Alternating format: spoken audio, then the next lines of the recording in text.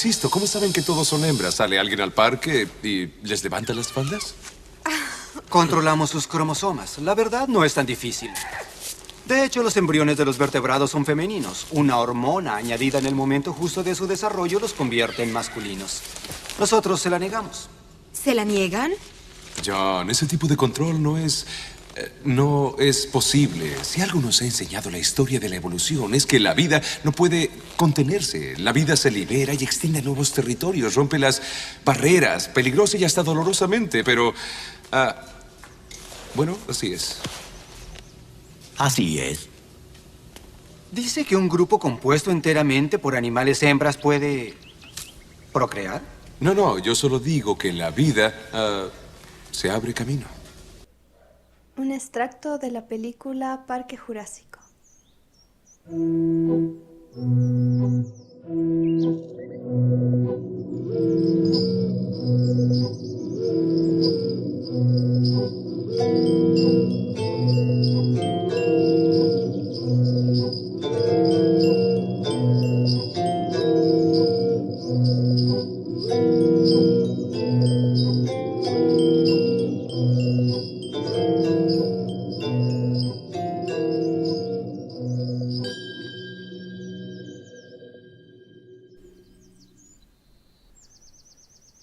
Hoy nos sentamos un momento, dejamos reposar el cuerpo para que nuestra voz y nuestra mente se muevan libremente, sin rumbo fijo, para que naveguen gustosas entre memorias, cuentos, historias, mitos, poemas, desazones y saberes. En este instante fugaz, junto a todas esas cosas sutiles que nos conectan entre seres humanos, le damos un vistazo al universo complejo, fantástico, que vive dentro y fuera de cada uno de nosotros. Buenas de Dios, yo soy Santiago Maldonado. Y yo soy Tania Rivadeneira y hoy vamos a hablar del caos que abraza a la vida.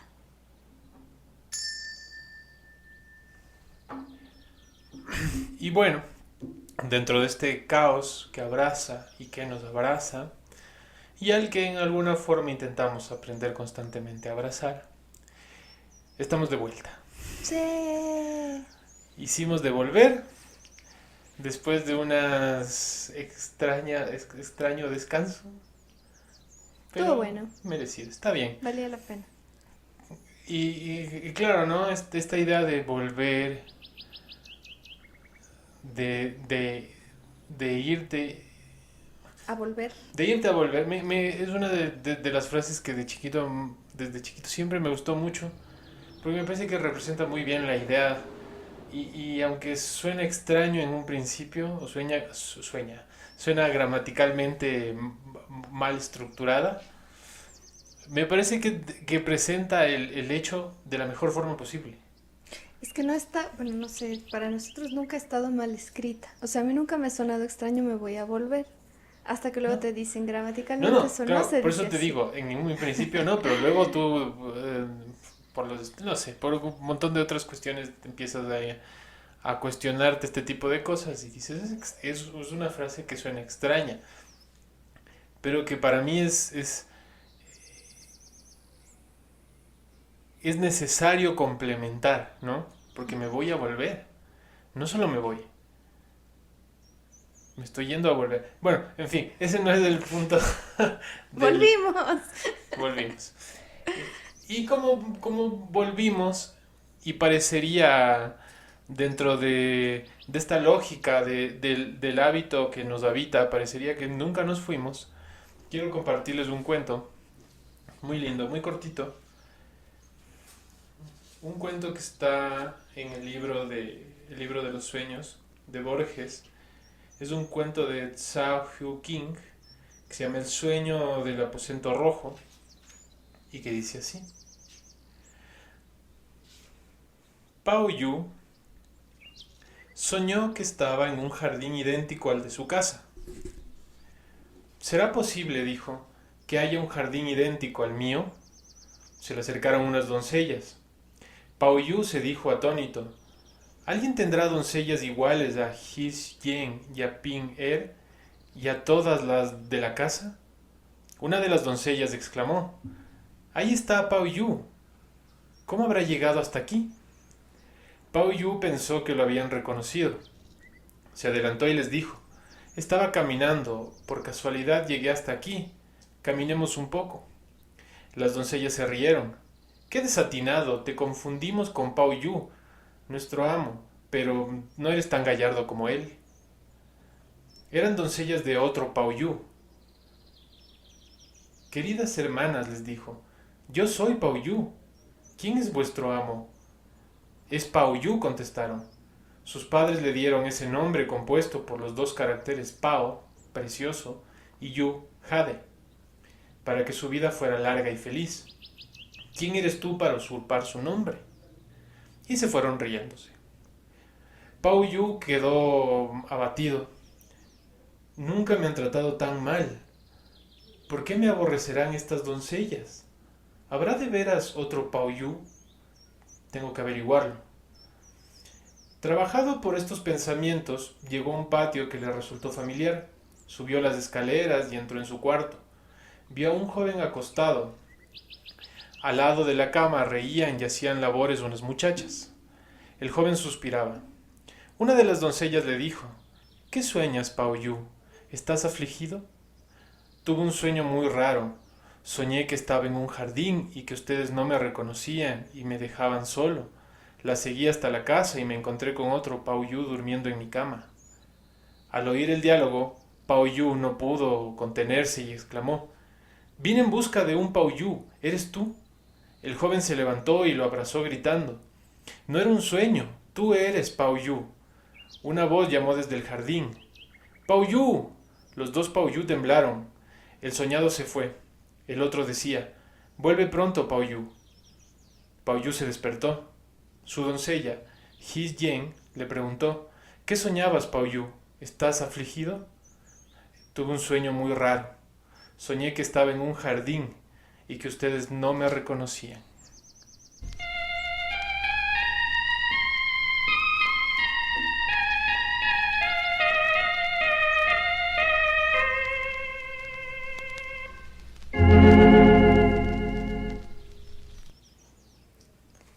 Y de nuevo, a la vuelta, de nuestra vuelta,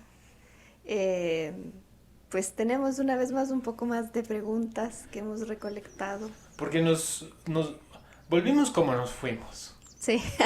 Nos fuimos leyendo las preguntas de la gente y volvemos con más preguntas. Igualmente las recolectamos en ferias, así que probablemente si nos encuentran en una próxima feria, pueden encontrarse con nuestro chanchito y la posibilidad de hacernos una pregunta a cambio de un sticker. Sí. Veamos qué se cuestiona a la gente o qué estuvo pensando el chanchito durante este tiempo de nuestra ausencia. Y bueno, originalmente se me ocurría que el título, pero lo dije está muy pretencioso para el capítulo, era El caos que abraza a la sabiduría o que antecede a la sabiduría. Y pues más o menos este chanchito con sus preguntas desde el caos que antecederá a alguna clase de sabiduría. Sí, toda pregunta antecede a algún grado de cuestionamiento que te puede llevar a la sabiduría, ¿no? A conocer un poco más. Un poco más de ti y un poco más del mundo. ¿Sí? A ver, si pudieran hacer una pregunta a alguien, cualquier pregunta, ¿qué preguntarían? Por ejemplo, ¿a dónde vamos cuando morimos? O sea, aquí son dos cosas. Escoges a alguien a quien amerite y luego, ¿qué le preguntarías? Y puede ser alguien histórico, alguien... Claro. Qué interesante. Bueno, tal vez podemos, mientras pensamos, o a menos de que tú ya tengas, podemos intentar responder la segunda. Se me viene algo así como... A ver, dilo, suéltalo. Pues porque venimos del territorio de los sueños y porque te estaba contando lo que estaba soñando. Sí, y Fue como algo que acabamos se de me- leer un cuento que te habla de los sueños también. Ajá. Y se me quedó algo que pasó cuando soñaba, que te decía que nos encontrábamos con dos mujeres y conversábamos. Y era extraño pero normal, es decir, conversábamos cosas, nada. Y al irse una de estas mujeres, que era alguien que yo no conozco, o sea, no es alguien que tú digas, como en los sueños te hace esta cosa de que se ve raro, pero Claro. yo sé que es mi hermano, mi papá, alguien. No, era alguien así, alguien que Sí. te topas de casualidad en la vida como nos pasa a veces. Y cuando esta persona se fue de lo que estábamos conversando, me agarró de la mano, o sea, me puso como sus dos manos en mi mano y me preguntó, ¿pero estás bien? Y yo le dije, sí, estoy bien. Y de pronto me dio una tristeza. Y entonces, claro, mi pregunta sería, ¿quién es usted? Tu pregunta para la mujer del sueño. Ajá, porque dije, ¿y será esta cosa de que tal vez es como alguien enmascarado? Me puse a pensar, ¿no? Como alguien enmascarado, como que tú dices, alguien que falleció y viene como en otra forma y te pregunta. Pero me ponía a pensar, ese gesto no es de alguien que yo conozca. Claro. Entonces decía, pues, supongo que es una pregunta a mí propiamente, ¿quién es esta persona? Y de dónde viene como esta cosa así muy de este ser, de preguntarme de una conversación que no tenía nada que ver esto de pronto así con todo el gesto? Qué interesante, una pregunta a ti mismo. Una pregunta al A tu yo. subconsciente. Inconsciente, Sí. subconsciente. Muy interesante. ¿Y de dónde? ¿Cómo era la otra? Pues nada, eso, ¿a quién le preguntarías y qué le preguntarías? No, y luego decía. Ah, como por ejemplo, o sea, era el ejemplo, ¿a dónde vamos cuando morimos? Pero eso no vamos a responder. No, ya creo que pasamos por eso también en alguna de las dos veces anteriores. Yo voy a seguir pensando y tal vez cuando tenga alguien a quien preguntarte, Ya, cuando hay algún preguntaré. chispazo. Sí. Entonces vamos con la siguiente, mientras tanto. A ver, ¿qué dice el chanchito? ¿Qué cosa con la muerte? ¿La muerte le da sentido a la vida o la vida le da sentido a la muerte? Es complejo. Uy, supongo que no hay una respuesta correcta y no hay una respuesta incorrecta. Supongo que los dos son parte o sea, las dos son parte de la pregunta y son parte de la misma respuesta. O sea, no creo que ninguno de los dos sea lo correcto, pero las dos son correctas. Es que si no estuvieras vivo, ¿cómo le darías sentido a la muerte? Creo que la vida le da sentido, o la muerte le da sentido a la vida. No, la vida le da un sentido a la muerte. La muerte solo sucede, creo yo. Claro, pero al ser consciente de nuestra mortalidad, el ser consciente de nuestra mortandad, de nuestra Mortadelidad. mortalidad, también hace que tu vida tenga o sea guiada por algún tipo de sentido. Claro. O tal vez no. A ver, o sea, por experiencia propia sí, es decir, atravesar como estas cosas muy fuertes de presenciar la mortalidad tuya, bueno, más que tuya, pero de otras personas sí te da una forma diferente de apreciar la vida, más no creo que le dé sentido. O sea, Sí, bueno, eso tiene, sí, estoy de acuerdo. tú mismo decides cómo afrontar eso, porque hay mucha gente que una vez que ha enfrentado la muerte, pues no afronta la muerte, se la carga la muerte en vida Claro. y no afrontas como con otra visión. Claro, realmente no estás afrontando la muerte, estás enfrentándola, Ajá. pero no asumiendo tampoco. Entonces, claro, es como todos los hechos, como la misma vida, cuando ves nacer a otro ser humano, también te da un sentido completamente diferente de la misma vida. Eh, Hay un montón de otras formas, por eso digo, no sé si le da sentido, la muerte sucede, nosotros tenemos esta cualidad de darle sentido a las cosas que... Y le damos sentido a todo, básicamente. Ajá, y a veces no, y a veces le quitamos el sentido a todo, como, wow, es el amanecer, y es como, no, es Claro. otro amanecer, mamá. A mí no me genera nada. Si alguna vez escuché que alguien me dijo, yo no siento nada con respecto a nada que tenga que ver con la naturaleza. Claro. Como que llegué a racionalizar tanto todo que un atardecer o un amanecer o una puesta de sol o una luna llena son eso, son palabras. Es este cuerpo celeste en el firmamento, pero Pues estas son de las buenas preguntas, pues son de las buenas preguntas para beber. Porque son como buenas para empezar a porque contar cosas. no tienen respuesta No tienen tampoco. respuesta, pero te llevan como esto, justo ¿qué has aprendido tú? Claro, a divagar en medio de un montón de ideas Ujú. y bueno, y sacar tus propias conclusiones, que a fin de cuentas esa es la gran gracia de la conversación. Sí, sí. No llegar a nada, solo Solo contar. Solo divagar. A ver, chanchito. Divagar y abrazarte. Y eso también es interesante, por eso decía, ¿qué cosa con la muerte? Hacemos las preguntas al respecto como de estas cosas muy extremas, como mucho al respecto, que nos pasaba la vez anterior, muy al respecto de la muerte y así. Ujú. Y claro, por eso digo, es como, ¿por qué esta necesidad de buscarle sentido en las cosas tan dramáticas, tan terminales?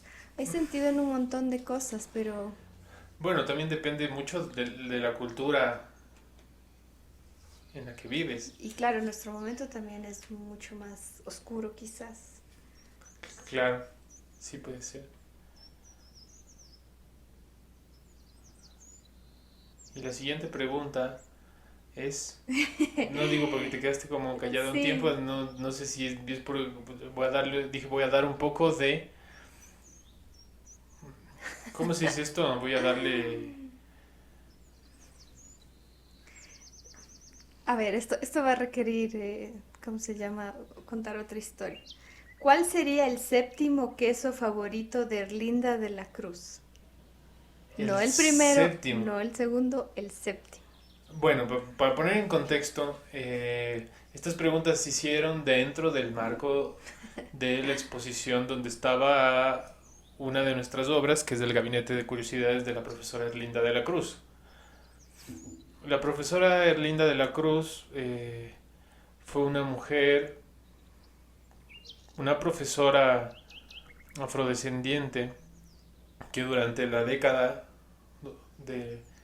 No la década, durante el siglo pasado, de 1900 al 2000, estuvo recolectando una serie de libros, objetos, curiosidades que de alguna forma intentaban dialogar o mediar entre lo científico y lo mágico. Y bueno, y dentro del gabinete, nuestra intención fue englobar como todo el trabajo que ella hizo y plasmarlo en esta obra, ¿no? En este objeto, este libro objeto, libro arte. Y bueno, ¿cuál es el séptimo queso que le gusta a la profesora Erlinda de la Cruz? El queso crema. Yo pensé en la misma respuesta. Certificado, es el queso crema. Muy bien, vamos a ver. ¿Dedicarse al arte en Ecuador, deporte extremo o sentencia de muerte? Ninguna. Yo vi una entrevista bien interesante que le hacen a un artista en... No voy a decir bien el lugar, pero era Centroamérica, el Caribe, un poco por ahí. No sé si era Cuba, Puerto Rico. Bueno, pero digamos, por esta zona.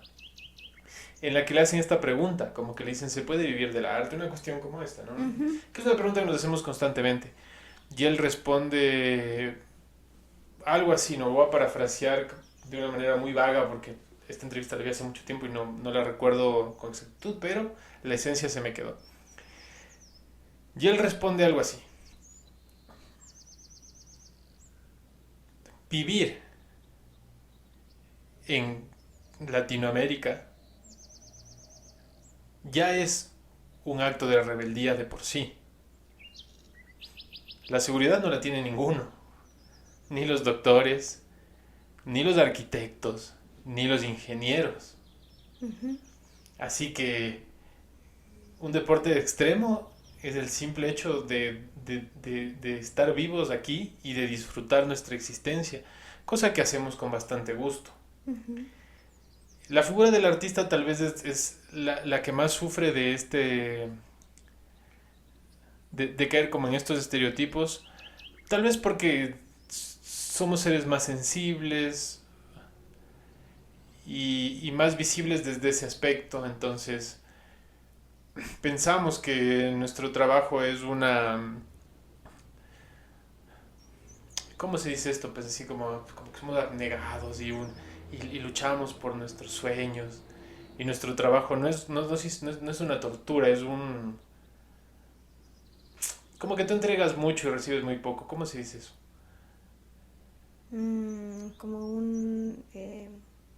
acto de abnegación, no se me viene la palabra. Sí, bueno, no se me viene la palabra, pero claro, como que nosotros somos los mártires de un discurso necesario para el ser humano como es el arte. Pero realmente, como digo, cuando te cuestionas, hay artistas que viven muy bien, como hay ingenieros que viven muy bien. Y a la par hay artistas que viven muy mal, como hay ingenieros que viven muy mal. El problema es un problema estructural de nuestras sociedades y cómo hemos venido formando las políticas sociales y culturales de nuestros pueblos. Creo que ahí está realmente el conflicto y el ¿cómo es que decía? Que dedicarte al arte en Ecuador, deporte extremo, sentencia de muerte. Nuestra sentencia de muerte es haber nacido aquí. Pero al mismo tiempo digo y esto conectando con la pregunta anterior, me parece que es una sentencia de vida, porque tenemos un lugar con tanta gracia y con tanta belleza que es inevitable disfrutar de tu existencia aquí, por todo lo que tienes, por todo lo que te rodea. Yo no sé si coinciden, más bien como desmenuzando la pregunta, no sé si coincide como equiparar el arte a un deporte extremo o a una sentencia de muerte. Me parece que son categorías como cada una con su propia vuelta que no creo que representan lo que significa el arte. Es decir, el deporte es como su propia, es una forma distinta de disciplina.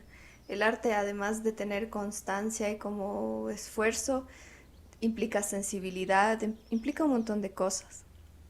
Entonces, como difícil compararle con un deporte extremo porque, o sea, yo sé que esto es metafórico, Claro. ¿no?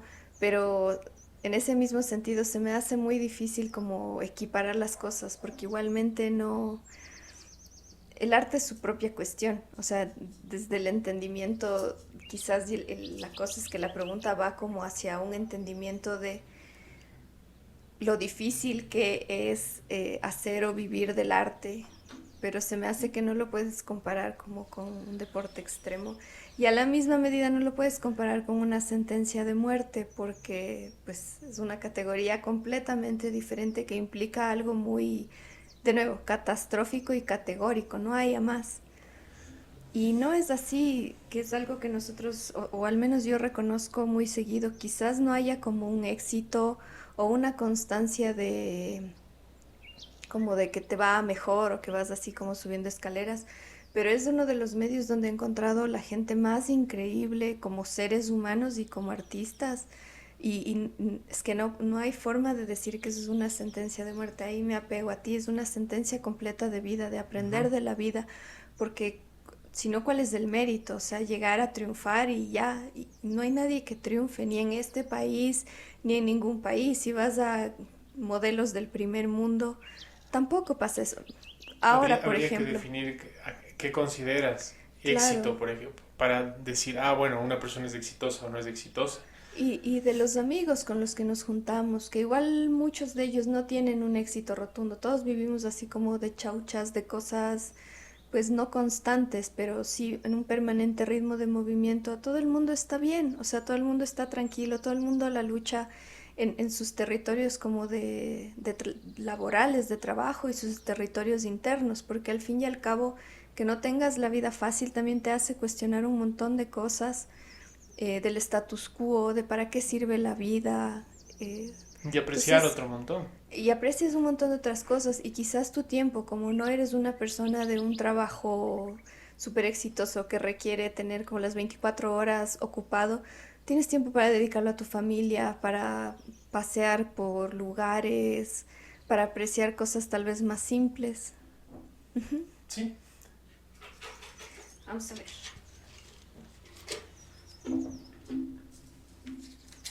Uy, lo siento, pregúntate, Roto. Pregunta de Chanchito. Desmenuzando al Chanchito por tercera vez este año. Este está bueno. A ver. ¿Cómo permanecer siendo un niño? ¿Cómo hacer una sola pregunta? ¿Cómo reconocernos? Uy, uy. A ver, ¿cómo Es permanecer siendo un niño? Es interesante. Justo ahorita que estoy releyendo Peter Pan,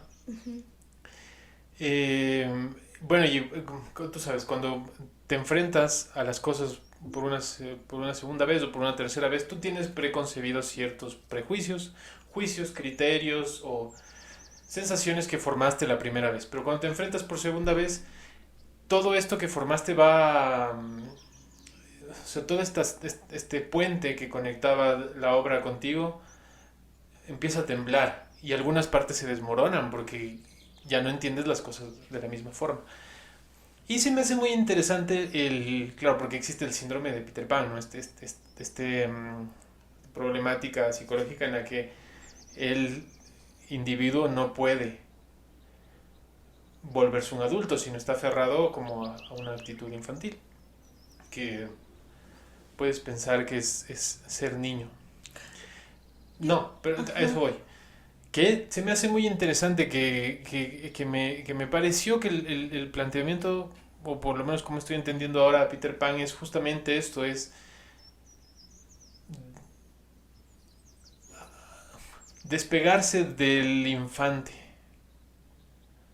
que es diferente a dejar de soñar.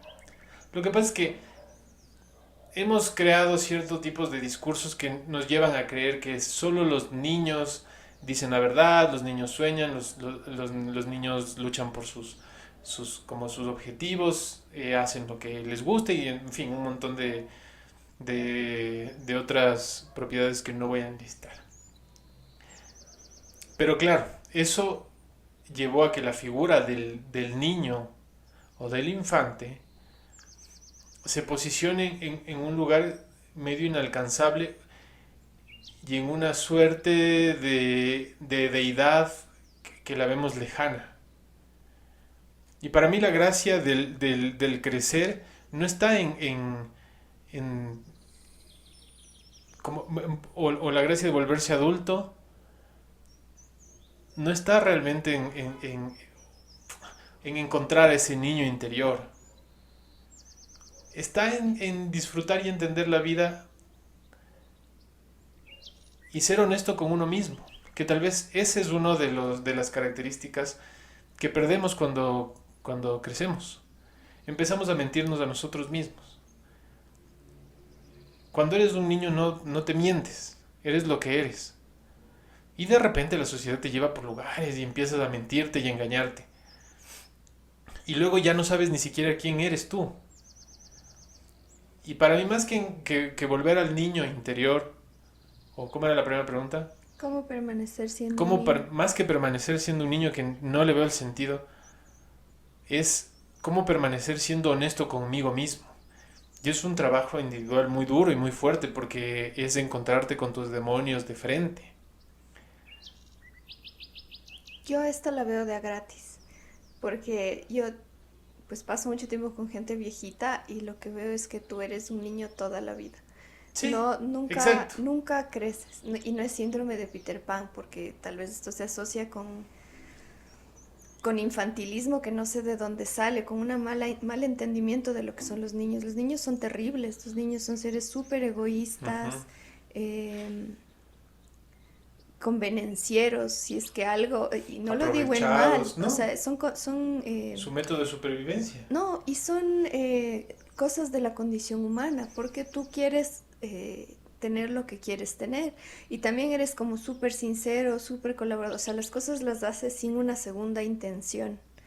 Entonces, tal vez esa es como pues si es que quieres desde un lado más positivo, es como hacer las cosas sin una segunda intención, te mantiene tal vez lo más cercano a la figura bondadosa del niño, pero de ahí en general todos seguimos siendo iguales, todos queremos seguir A la figura manteniéndonos. idealizada también, porque no es la verdad, solo es una idealización. No, pero es verdad que los niños te dan las cosas sin segunda intención.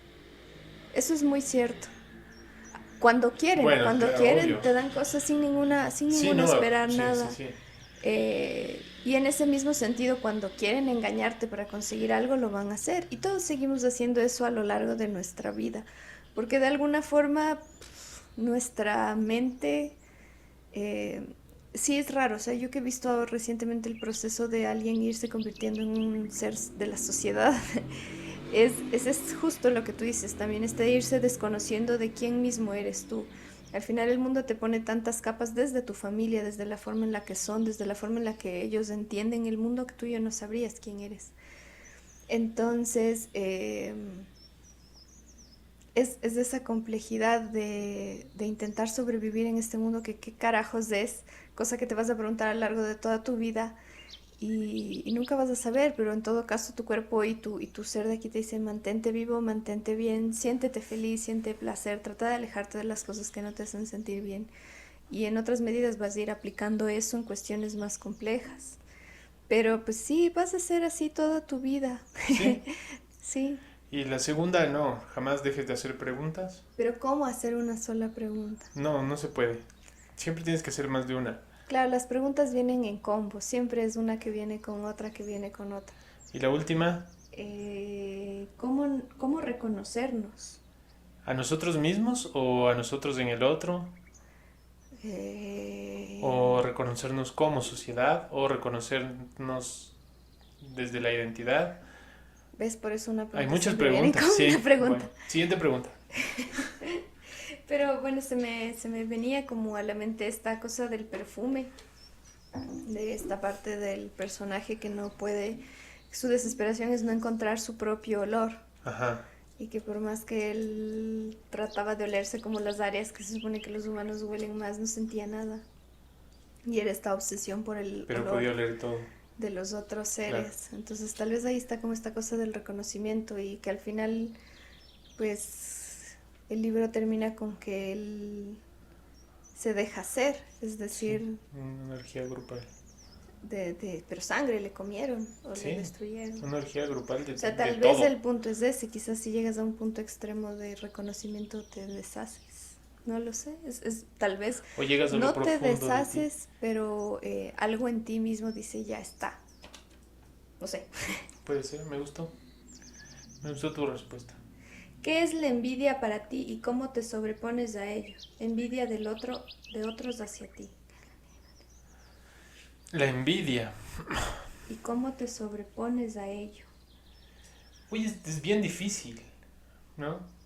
Supongo que todos tenemos en alguna medida a un grado de envidia. Por lo tanto, nunca te sobrepones a la envidia. Sí, a menos de que hagas un trabajo exhaustivo Es que, ¿qué onda con...? desde... ¿Qué necesidad de deshacerte de algo que también es humano? Toda la vida vas a sentir envidia de cosas, No, pero pero no te... como en un sentido más budista en el que te vuelves uno con el todo y tu esencia material deja de tener una importancia. Ujú. Realmente no debería existir la envidia, por lo menos desde lo conceptual. Bueno, sí. Ahora, claro, desde el otro lado, yo también prefiero abrazar a mis pecados antes que guardarlos.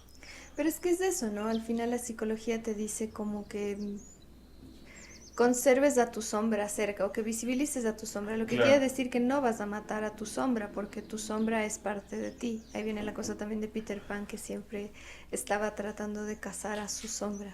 Claro. Es decir, todas esas cosas que están ocultas. Sí, mira, justo pasé por ese capítulo Ujú. y mira, es exacto, me viene preciso para hablar sobre la cuestión de la sombra.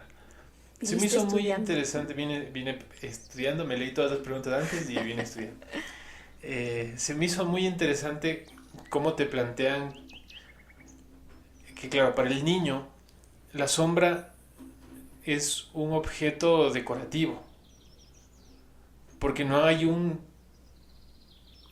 como tú dices, no hay un esconder la sombra, Ujú, es una parte de ti. ujú. Es una parte decorativa, pero es una parte de ti. Es una parte con la que tienes que convivir. Y que de momentos no la tendrás y en otros momentos sí la tendrás, pero que no te da miedo y que no te parece un ser extraño. Simplemente es lo que es y lo dejas ser. Que eso es algo que hacen mucho los niños. Que nosotros no somos tan fáciles. Nosotros no dejamos ser las cosas. Ujú. Preferimos decir que no somos envidiosos, aceptar que todos tenemos algún grado de envidia. Preferimos decir que no somos perezosos cuando realmente todos lo somos. Y eso es un gran problema dentro de la sociedad ahora porque hay mucha discurso mediático que te vende cierto tipo de ideas que son nocivas, porque te enseñan de alguna forma a encerrar todos estos males, si quieres, como entre muchas comillas, o estos, ¿cómo después decir? Estos problemas, Defectos de defectos, personalidad. a encerrarlos, a no mostrarlos, porque tú eres un campeón. Tú tienes que mostrarte como un ser casi perfecto, ¿no? O sea, como un ser hecho. Y no somos así. Entonces no hay que deshacerse, yo estoy de acuerdo con eso. O sea, tal vez al inicio me fui como muy al extremo si es que tu interés es ese, de llegar a la iluminación total, pero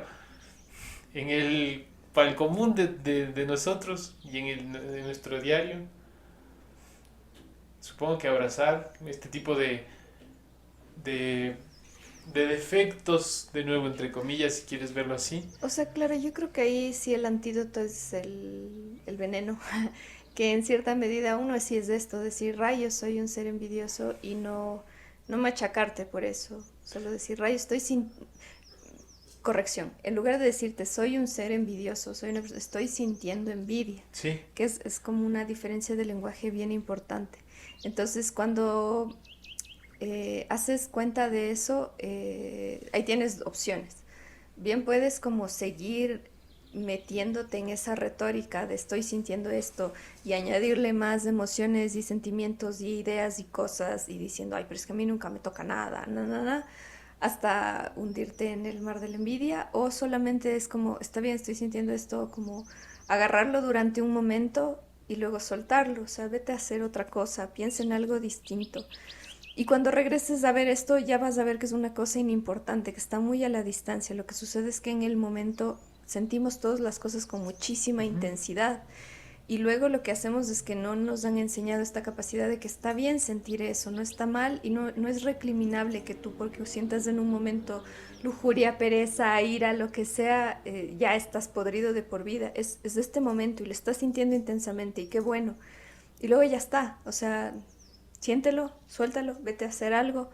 Si fumas, fuma un cigarrillo, si quieres toma agua, camina, acaricia al perro, al gato, haz lo que sea y sal de eso, o sea, sal de esa lógica.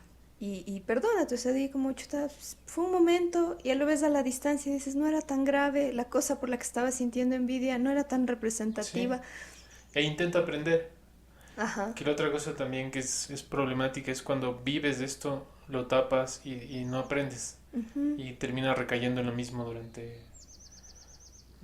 ujú.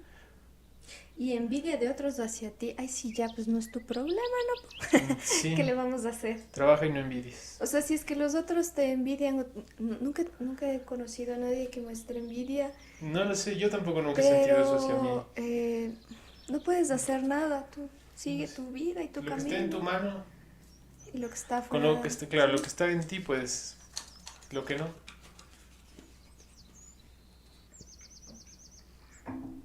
Se vale vivir para disfrutar la tristeza.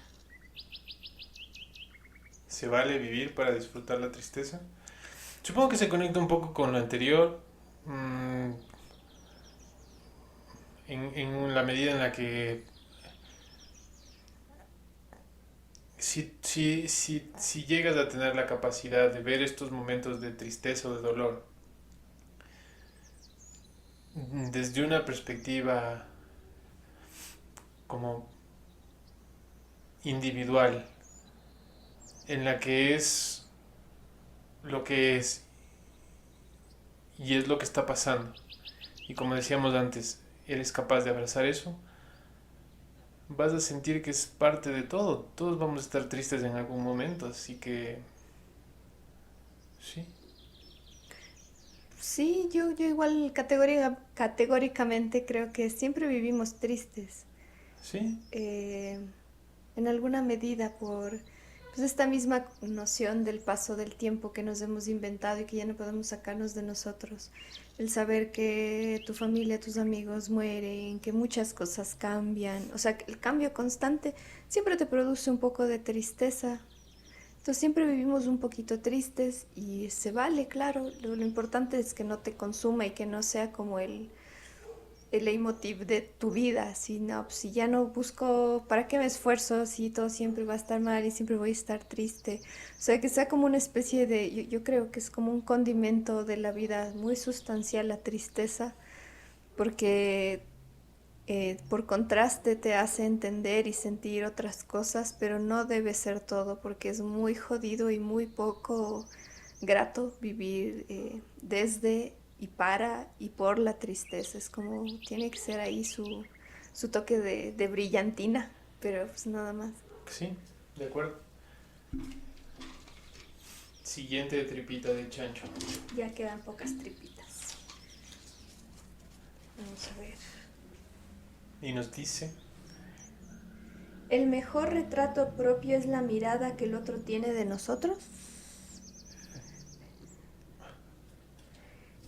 Así de principio te retrato diría que no. propio. Ahora, yo pienso que no existe un mejor retrato propio.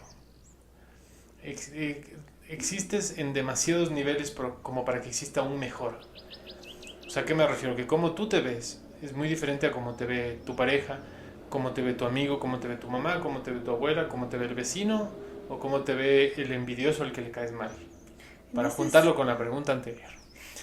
Ajá. Entonces, existes en tantos momentos y de tantas formas tan diferentes y tan distintas que definir un mejor y un peor para mí no tiene sentido. Claro, yo creo que todos nuestros reflejos siempre son en un espejo roto. Siempre ves como una parte diferente y eso es así, contigo mismo incluso, porque Claro. no es un retrato, a menos de que fueras el de Dorian Gray, que era permanente, de por vida, tú cambias con el tiempo. Y si te encontraras con un amigo de la universidad o de la escuela o del colegio, te diría, pero tú eras tan así, y luego tú dices, no, pues ya no. Y aún así, cuando pasa un poco de tiempo, y tal vez por eso se termina distanciando la gente, por eso las relaciones se diluyen, no porque falte algo, sino porque es cambio inherente en la gente, ya dejas de pensar igual, tu autopercepción, por lo tanto, ya no es la misma, mientras que la otra persona quiere seguirte viendo como siempre, no, pero si tú Exacto. eras así, pero si tú eras tan así, ya no soy. ¿Ya no? Y eso tal vez da mucha más frustración e ira que el hecho de que te digan cómo has cambiado. Pero sí, todos somos espejos rotos, de una o de otra medida. He estado meditando sobre el perdón y la importancia del ocio. ¿Qué tienen para aportar? Yo soy un gran amante del ocio. Ah, no, espera, tal vez lo entendí mal. O sea, el ocio como... No importa, ya confesaste. el ocio como pereza. No, yo creo que no. Pues El ocio, es ocio. El ¿qué ocio es del implica un ocio? poquito de pereza también. ¿Qué es del ocio? Pues el tiempo que no estás haciendo. Yo Algo útil, comillas, comillas, ¿no? ¿O qué? yo lo definía más como el tiempo que no estás haciendo el trabajo constante que haces. Bueno, dentro de nuestra profesión también habría que definir qué es nuestro trabajo constante, que es algo que yo te he dicho algunas veces. Yo siento que nunca dejo de trabajar porque constantemente al imaginar o crear cosas en mi cerebro, aunque no las esté creando de manera material, estoy trabajando. Porque muchas de las ideas que nacen no nacen en una vez, no nacen de una sola vez. Y por eso decía que yo soy un gran amante del ocio. Porque para mí el imaginar es una gran parte de mi vida. Paso demasiado tiempo tal vez imaginando cosas, o pensando, o meditando si se quiere ver desde ese lugar. ¿Qué es lo que yo entendería como ocio? Pero todo ese tiempo que paso masticando estos pensamientos, ideas, imaginaciones, fantasías, son los que luego me permiten de alguna forma expresarme como a mí me gusta y como yo quiero. Por eso soy un gran amante del ocio. Creo que ¿Y sí de qué era el hay otro, perdón? la El perdón. importancia no, la importancia del ocio y sobre el perdón. Sí. Yo pienso sobre el ocio que, bueno, no sé si en esto estoy correcto o incorrecto porque no tengo diccionario a la mano, pero pienso que el ocio es un tiempo en el que haces otras cosas, es decir, no es un tiempo, no es un tiempo con el que te echas y no pasa nada, es en el que haces alguna actividad que te produce también un placer distinto o una forma distinta de hacer.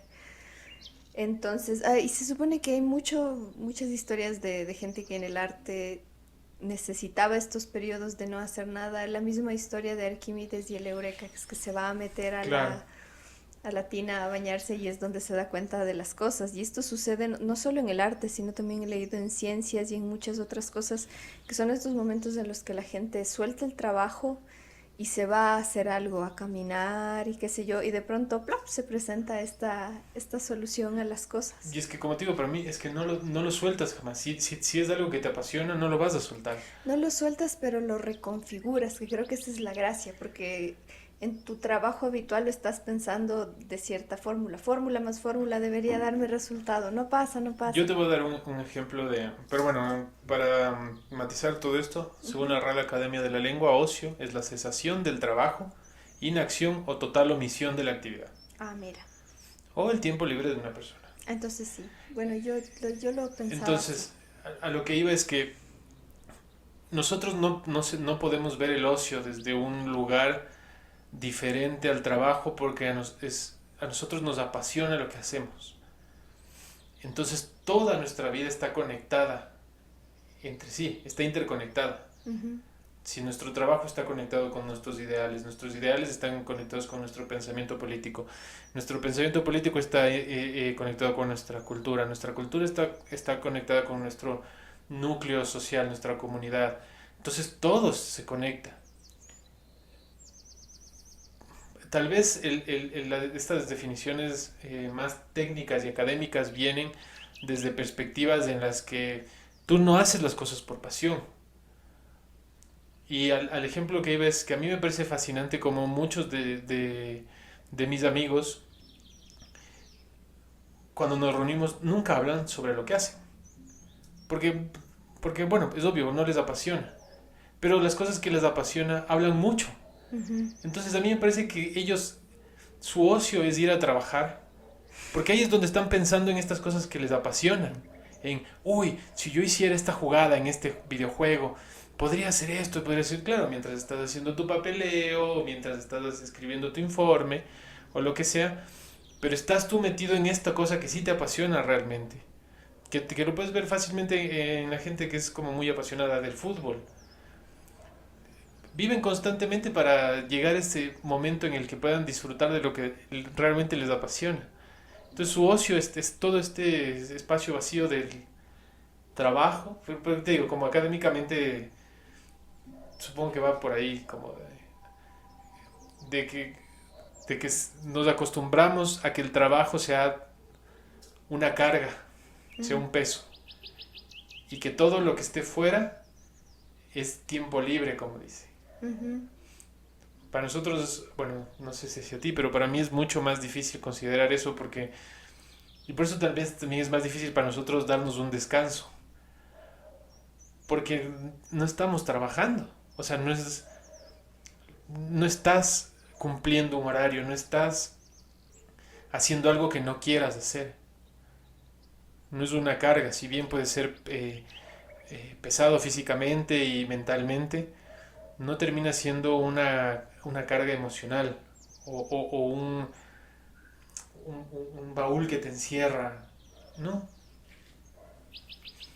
Y sobre el perdón, pues creo que es una cosa temporal.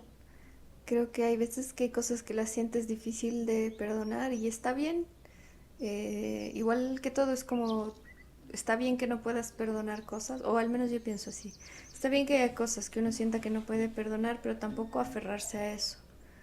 Es decir, es como, bueno, no le puedo perdonar a esta persona porque, qué sé yo, mató a mi gato O te engañó. o te engañó, cualquier cosa de estas supremas. Y es como, bueno, está bien, siéntelo, está bien, no lo puedes hacer y déjalo. No vivas como Déjalo ir. remordiéndote en no puedo perdonar, porque el mundo es así. Y eventualmente cuando con el tiempo vuelvas a ver, ese sentimiento va a seguir, pero va a ser menos fuerte. Y de nuevo déjalo. Y eventualmente cuando le vuelvas a ver, ese sentimiento va a ser, pero cada vez menos fuerte, hasta que se va a volver un hecho.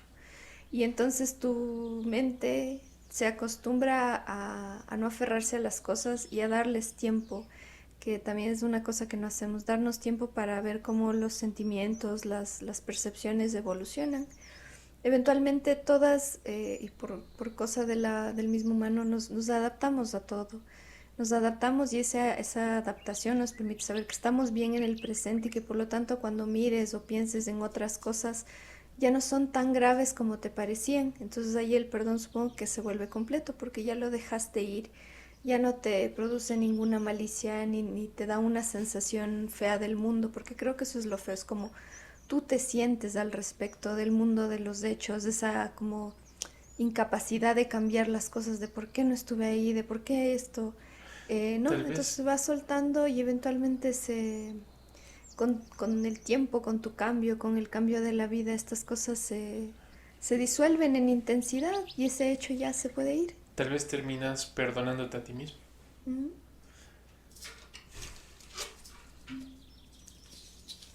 A ver. Si fueran emos, ¿cuál serían sus nombres? ¡Ay!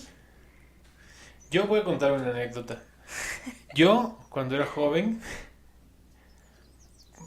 tal vez no no desde la ideología, pero desde la estética me llamaba mucho la atención y quise tener un acercamiento hacia la cultura emo y no me dejaron entrar porque me dijeron que era gordito, cosa que no iba con estético, o sea, con estética del emo, y que tenía el pelo churón y que no iba con estética de él.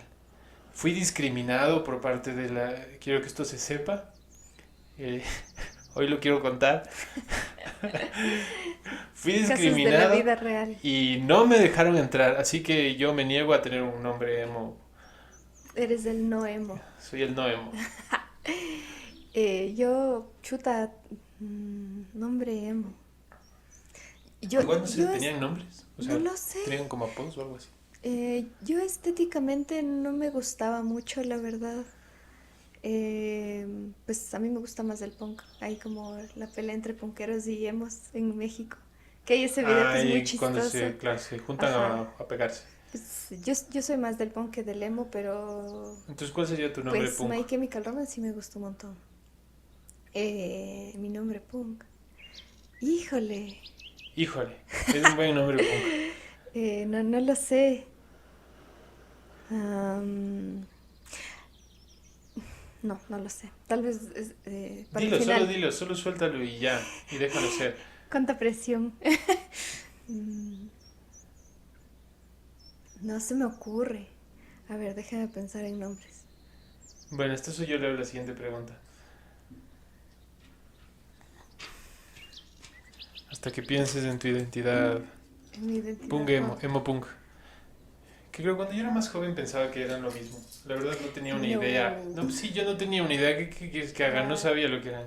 Algunos andaban por un lado, otros andaban por el otro, otros eran raperos. Yo veía gente. ¿Ya tienes tu nombre? No.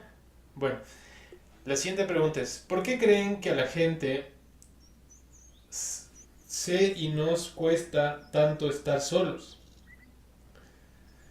¿Por qué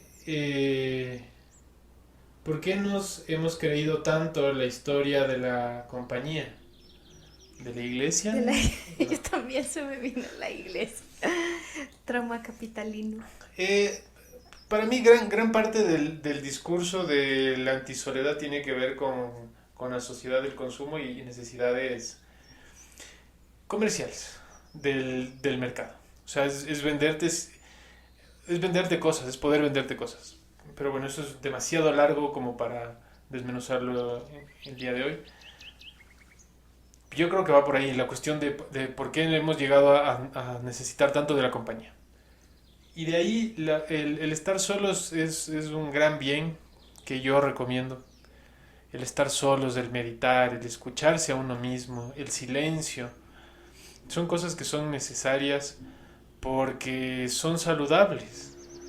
Está en toda esta parte de la salud de la que no se habla mucho, que es la salud que depende de ti mismo y que está en ti.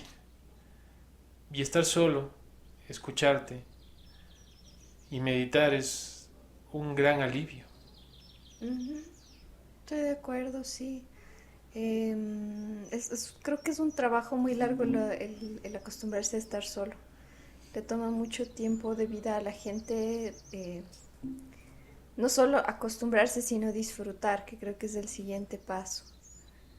Em, hay un podcast por ahí que a mí me gusta mucho que habla como de toda esta cuestión de, pues de ir evolucionando como individuo, y varias de estas personas sí tienen, o sea, sí hablan mucho sobre cómo se acostumbraron a vivir en soledad, es decir, como a sentir que no necesitaban una pareja, o que ahora que tienen una idea de pareja lo piensan desde pues desde otra forma, desde como ¿qué me conviene a mí? Este podcast se llama El Topo, son Ujú. entrevistas a personas. Es un podcast colombiano. Es un podcast colombiano que son entrevistas a distintas personas, varias son como actores colombianos conocidos, y pues te hablan de eso, ¿no? Como de cómo fueron saliendo de, pues de estos atavíos, y muchos llegan a la conclusión de que era muy duro romper este espejismo de la pareja por cómo te tratabas tú, o sea, cómo tú sentías que debías ser, en qué posición debías estar, y eventualmente vas entendiendo que esto no es una obligación, es algo que viene añadido a cómo tú te sientas y cómo seas y cómo esto se elabore. Entonces por ahí es como muy interesante escuchar estas historias. ¿Y tu No tengo nombre, Emma? nombre, no puedo, Bueno, no puedo, me cuesta. siguiente pregunta. ¿Dónde están las fronteras actuales de Latinoamérica? Uy, ya no Qué tenemos difícil, frontera, ya ¿no? nos fuimos Yo para creo que todas hace partes. tiempo no tenemos frontera. Tal vez en la época del progreso, los 50 eran más notorias las fronteras porque cada uno jalaba para su lado y cada quien tenía sus problemas y sus cosas que no se veían reflejados en los vecinos. Ujú. Pero de ahí para acá, no lo sé, creo que realmente las fronteras se han roto muchas veces, se han vuelto a construir muros imaginarios, pero que no han durado mucho tampoco. Y a fin de cuentas, por mi poca experiencia, porque tengo la desgracia de no conocer muchos países que me gustaría conocer, pero los pocos que he conocido, me ha parecido siempre como estar en casa, realmente. No me he sentido lejano, o sea, no he sentido que hay una diferencia. Obviamente hay muchas diferencias, pero digo, como esencialmente no. Mm. Y la última. ¿Qué número es más importante, el uno o el cero? Pues hasta donde yo sé un poco como de historia, el cero es mucho más interesante porque era una noción como conceptual mucho más Sí, compleja. Es decir, uno es visible. Tienes un grano, una claro. vaca, algo. Es El cuantificable. cero es una revolución total Sí, dentro de la matemática porque implicaba acoger la nada y hacer que la nada cuente dentro de estas operaciones. Entonces creo que el cero es, no sé si más importante, pero es mucho más interesante. Y cuando yo descubrí esta historia de que, claro, fueron mayas, entre los mayas y los árabes, hindús, no recuerdo del otro lado del mundo quiénes, pero particularmente se los supone que mayas los de mayas, acá ajá. eran de los pocos que utilizaron el cero y contemplaron esta idea de abrazarle al vacío Habrá sido en así. un algo. Y ellos le representaban, si mal no recuerdo, con una concha, con estas conchitas que te pones en la Ujú. oreja para escuchar el mar. Es como esta idea de que aquí adentro no hay nada, pero sin embargo hay. Me gustó mucho tu respuesta. Y creo que es una gran forma de volver. Ya nos fuimos, ya volvimos. y volvimos desde la nada y volvemos a la nada. Ujú. De alguna forma estamos haciendo eso, ¿no? Saltando al vacío. Ahora, en este caso, ya que el programa era de preguntas y de caos, yo tengo mi propia pregunta. Esta vez no tengo nada para cerrar excepto una pregunta. Que es lo que yo he estado pensando como últimamente desde que leí esto. Entonces leía como de estas frases o estas cuestiones de como, no sé si es filosofía o solo vienen añadidos de cosas como orientales, esta cosa de que no te metas como con las otras personas, es decir, que si tienen algún problema, si están en alguna cosa, como que déjales, porque su caos y su drama se va a solventar solo, es decir, todo el mundo eventualmente solucionará sus cuestiones, es como no lo hagas, déjalo ser. Y a mí esto se me hacía muy difícil y decía, claro, es muy sencillo, como al fin y al cabo, o sea, puede ser muy difícil en un momento alejarte, pero eventualmente se vuelve muy sencillo, es decir, bueno, ya todo se va a arreglar, como con esta paz de Dios, así, Dios ayudará, y ya.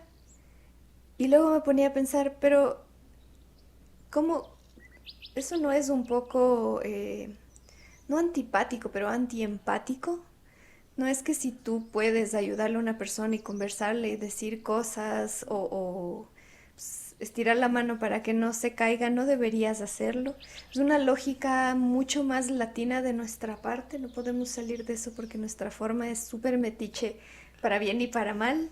Y luego decía, la sabiduría es universal, es decir, si esto le funcionó para Siddhartha, digamos, pero porque él tenía un concepto, pues su historia de vida es de alguien que viene de poder, pudo mandar todo al diablo y solo sentarse bajo un árbol y sobrevivir, porque eran otros tiempos, porque habían otras circunstancias, pero él también viene desde otro lugar donde habían otras reglas que se jugaban. ¿Es la sabiduría algo universal? ¿Se aplica a todas partes? ¿No hay una sabiduría que se genere aquí que se aplique para nosotros? Bueno, les vamos a dejar con esta pregunta en sus cabezas. Yo de momento te voy a contestar con un aforismo de Fernando Pessoa, que dice, nada se sabe, todo se imagina. Somos cuentos contando cuentos. Nada.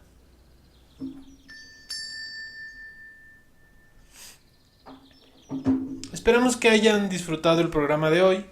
Queremos, como siempre, agradecer a la radio de Paraíso Modular por brindarnos este espacio. La música del Palo Encebado fue compuesta e interpretada por Sara Zambrano. Les invitamos a seguirnos en nuestras redes sociales como @elpaloencebado en Instagram y en Facebook como el Taller Las Manos del Diablo. Pueden escuchar este y todos nuestros episodios en Spotify o en nuestro canal de YouTube. También tenemos grupos en Telegram y WhatsApp donde intentamos publicar constantemente noticias, curiosidades, videos interesantes, entre muchas otras cosas. Pueden unirse para conversar y compartir. Les invitamos a escucharnos la próxima semana a la misma hora por la radio de Paraíso Modular. Y asimismo, la siguiente semana les invocamos para que se encuentren con nosotros para conversar sobre el poder de los símbolos. Porque como dice Alejandro Jodorowsky, un símbolo no concede un mensaje preciso, actúa como un espejo que refleja el nivel de conciencia del buscador. Recuerden siempre que no hay ni uno solo de nosotros que no sea portador de ese espíritu sagrado, un constructor de relatos, un perpetuador de tradiciones y por ende un generador de cultura desde cualquier contexto y realidad. Compartan abiertamente su sabiduría, sus historias, sus visiones, sueños, sensaciones y dolores. Las palabras pueden salir con ambigüedad, con rareza, mas escúchenlas pacientemente, porque sin duda quedarán asombrados. Muchas gracias, nosotros somos del Palo Encebado.